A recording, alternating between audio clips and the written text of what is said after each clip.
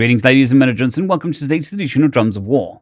If you're new to this book or the series, there are links down below for both. Anyways, on to the chapter. Chapter 7, War of Words. Aboard the Speaking Softly. Yovdrol found that he wanted to cry or hit something. His father was dead. His favorite cousin was dead. Lauded as heroes, and dead to keep him and his little sisters alive, to be sure. But that didn't make it hurt less. So, he wanted to cry or hit something. But he was too old for an outburst like that. Therefore, he ruminated. Bitter thoughts about being too young to fight alongside his father, but too old to break something over it intruded into his thoughts about what his responsibilities are in the situation. He didn't want to bother anybody over his problems, as small as they seemed in comparison to the war. Certainly not his little sisters, who needed him to tell them that Father Stars watched over them as they wept in his arms, or at least of all of his mother, who had coordinated with the king of the Jakuvia's chosen ambassador, or rather, convinced the fop that his nation was actually under threat. The rumors that floated like asteroids through the corridors of even the Blivus section of the ship, that is the 3 decks with the higher ceilings, wider jaws, and lower gravity than the rest of the ship, did little to soothe him. Rumors about people getting killed the way that the horrid captain wanted to kill that larva right in front of Yovdril's mom. Thousands, millions, rumors of those crazy people who thought that his great-uncle was some kind of eternal emperor from the gods gone, even more insane over the murder of the wee Sing, even though they never set foot on her. There was always the chance that they'd try to crown great-uncle Greg whatever he wanted. The thought about the stories that he'd heard at his great-uncle's feet when his ship, home, docked with among the star tides we sing, bubbled up in his mind, and brought a melancholy smile with them. He'd probably get sent to the evacuation fleet when the Star Sailor ship came through on the way to safety inside the Republic. Maybe he'd go to repose. Maybe he'd talk to that stark marble cross like he'd seen in the movies. Dark rumors. He wished that there was somebody he could talk to, even over the comms. His cousin, John, Roger, and Linus were all deployed, so no comms until they got recalled. Really, out of that selection, he only got along very well with Linus. Not that the older two were unkind or anything, but they weren't as easy to talk to. That only left Uncle Eric or Peter, and since Uncle Eric was probably too busy generaling to talk to about how much Yovdrol missed his father, the general's cousin, much less how much he missed Robbie, that left Peter. Peter, who was going through ASDSS school. It wasn't very likely that he could get a hold of him, since he was probably doing an infiltration drop drill or a stealth movement drill or range time or something.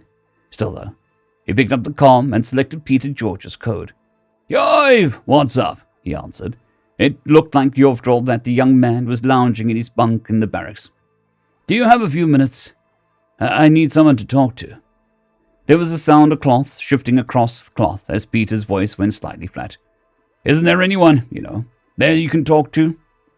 Mom's trying to talk some sense into the airhead Diplo, and the girls. "Yeah, you really think I can talk to the girls right now? Me? That's not what they need."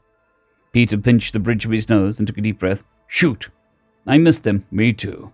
Sometimes I wake up, and the bunks here feel almost like the wee Sing for a second, but then I remember that she was murdered. Sometimes I think I hear Robbie laughing, but with the privates from around the corner. But it's another RNI. I didn't know anything could hurt this bad," Yovdrol haltingly explained as his tears began to fall from his eyes and hit the screen on his compad. "Jesus, jumping on a hand grenade, I wish I was there," Peter choked. Then he coughed and said, "I get it. I really do.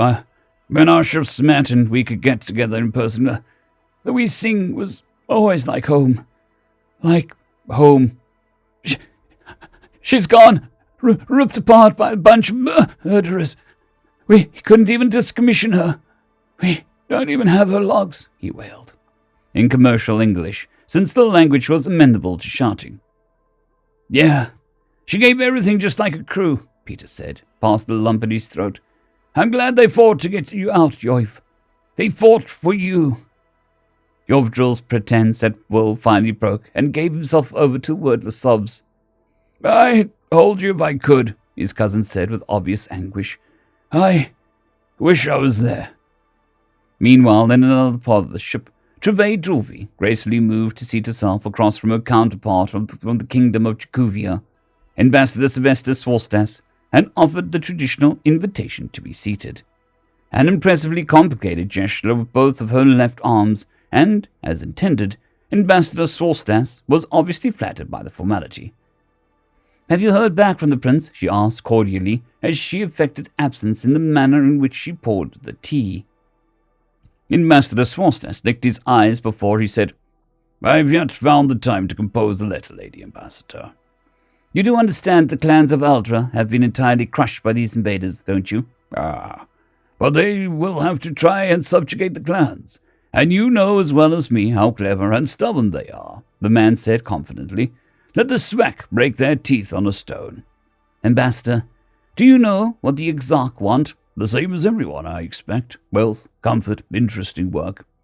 "They are currently exterminating the Dynasticals," she said while offhandedly sipping at her tea. "Do you have evidence of this?" Treby resisted a somewhat strong urge to snap the man in hopes of putting some sense into him, and instead affected a lazy disdain as she answered, "It is in the packet that I handed you 2 days ago.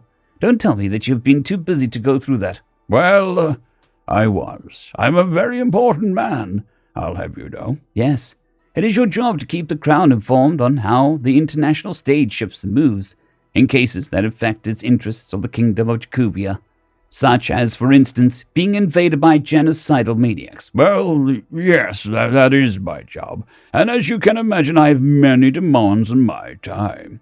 "Shall I invite Ambassador Laurent to our next meeting?"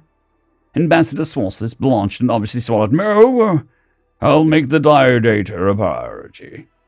"See that you do. I would hate if they, speaking softly, had to fly in a low orbit over the Loyal Palace to finally secure a meeting with either one of the princess or the queen." "I assure you, that won't be necessary," he stammered. "You know how impatient humans can be, Ambassador," Treby said with the softness of a dagger being sheathed. End of chapter. I'd greatly like to thank our Tier 5 channel members, Casper Arnholtz, John Creighton, Manatharia, 050, Dragzoon WRE, and Elijah Silvercross. Thank you very much.